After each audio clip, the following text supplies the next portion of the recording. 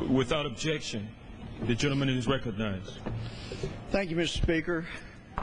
Today we passed a truly historic bill because the Secretary of Treasury had come forward and told us that if we didn't pass it, we were to be afraid, be very afraid. So people were beginning to panic around the country. Credit was freezing up. It was before and even more so after he spoke.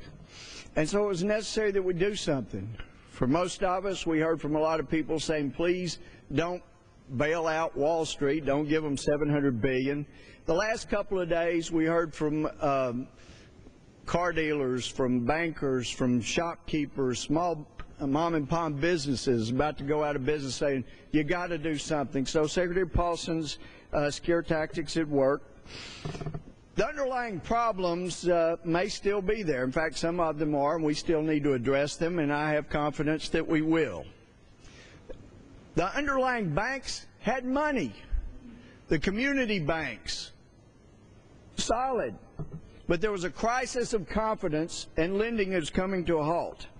Now, some problems in the industry were created by Congress, where we forced people to lend money to people they wouldn't have otherwise. That's a problem. That needed to be fixed. But we were told, basically, in theory, by the Secretary, that this would be a type of shock and awe, that we would put so much money into the Wall Street market that it would shock the economy and people would respond favorably and everything would be great as a result. I, like my friend Ms. Fox, hope that this works. I don't think it was necessary. I think it was problematic, and it ought to scare people when the government says we need $700 billion to bail out an industry, and that'll make everybody better, and please raise the debt ceiling by $1.3 trillion. Well, I thought it was just $700 billion. Well, we raised the debt ceiling by $1.3 trillion today, just in case. Well, apparently, the good news is we'll spend $700 billion completely at the Secretary of the Treasurer's whim as he determines. You'll see in the bill, those that bother to read it, over and over, as the Secretary determines, And then we're going to have to hire some people to manage all these assets that we're buying. That may be outside the $700 billion. Maybe that's why we need to raise the limit $1.3 trillion.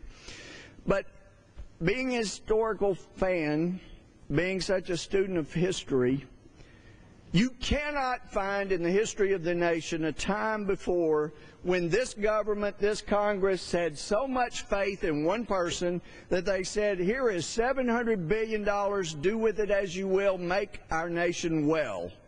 Now, if you go back before our Constitution of 1787, you will find that one time something like this was done in 1776, December 27th to be exact. Many of the people that had signed up in the Army had done so for 6 months, and they'd signed up around the time of the Declaration of Independence. So their time was going to be up in January.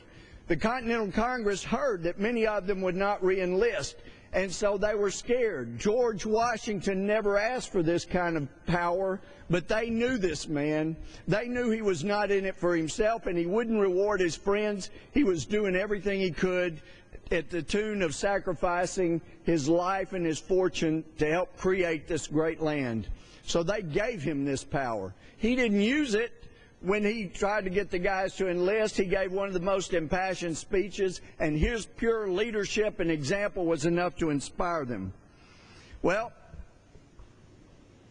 there's a picture in the rotunda just down the hall of him coming in. He wrote Bible verses on his resignation, and he tendered the resignation and did something no one had ever done in history. Led a revolutionary army, won the revolution, and then came in, resigned, and went home. Nobody had ever done it before or since.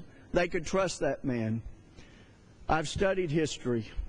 I am a fan of George Washington. He is a hero of mine.